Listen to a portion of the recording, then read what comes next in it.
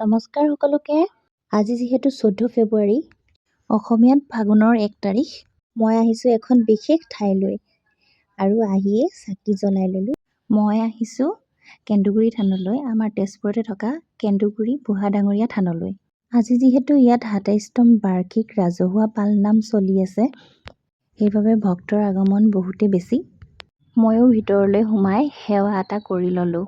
এই থানখনৰ নামটো প্ৰায় ১৫০ বছৰীয়া এক লোককথাৰ সৈতে জড়িত। জনবিশ্বাস অনুসৰি ইয়াতে এডাল কেন্দু গছ আছে।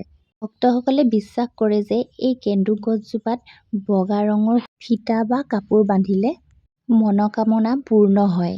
এইজোপাই হৈছে সেইজোপা কেন্দু গছ। এই থানখন তেজপুৰ চহৰৰ পৰা প্ৰায় ৭ কিলোমিটাৰ নিলগত কাঁচুপুৰী বা আলিপুখুৰী তিনিআলিত অৱস্থিত। আৰু থানৰ পৰা ওলাই চাহ আৰু পুৰি খাই ল'লোঁ। যিহেতু ৰাতিপুৱা একো নোখোৱাকৈ গৈছিলোঁ, সেইবাবে এইখিনিকে খাই ল'লোঁ। আজিলৈ আহোঁ, বাই বাই।